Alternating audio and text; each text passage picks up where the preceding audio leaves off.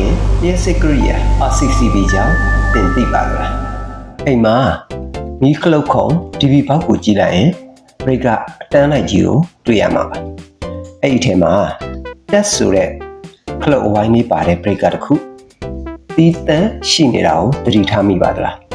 အဲ့ဒါကို RCCB Residual Current Circuit Breaker လို့ခေါ်ပါတယ်သူကဘာလို့အရေးကြီးလဲဆိုတာကိုဒီအချက်၃ချက်နဲ့ရှင်းပြပေးပါမယ်နံပါတ်1ဓာတ်လိုက်ခြင်းမှာကာကွယ်ပေးခြင်း Life Saver တာမန် breaker တွေကဝါယာရှော့ဖြစ်မှာကြာတာပါဒါပေမဲ့ RCCB ကတော့လူတစ်ယောက်ကိုဓာတ်လိုက်ပြီဆိုတာနဲ့လျှက်စီးကြောင်ယူစိမ့်တာနဲ့စက္ကန့်ပိုင်းအတွင်းမီးကိုဖျက်ချပေးတာကြောင့်အသက်အန္တရာယ်ကနေကာကွယ်ပေးပါတယ်နံပါတ်2မီးကိုစိမ့်မှုကိုသိနိုင်ခြင်း Leak Detection အိမ်မှာမီးခဏခဏပြတ်နေလို့ RCCB ကိုပြန်တင်မရတော့ဘူးဆိုရင်သင်အိမ်ရဲ့ဝါကျိုးတွေဒါမှမဟုတ်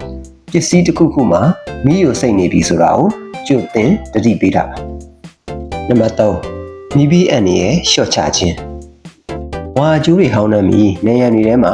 မီးကိုစိမ့်ရကနေအပူလွန်ခဲ့ပြီးတော့မီးလောင်တာမျိုးမဖြစ်အောင်သူက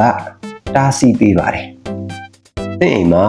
RCCB တက်ဆင်မထားရသေးဘူးဆိုရင်သင်မိသားစုရဲ့ဘေးကင်းရေးအတွက်အမြန်ဆုံးတက်ဆင်ဖို့တိုက်တွန်းမရစေရှိပြီးသားသူတွေနဲ့လည်းတစ်လကိုတစ်ချိန်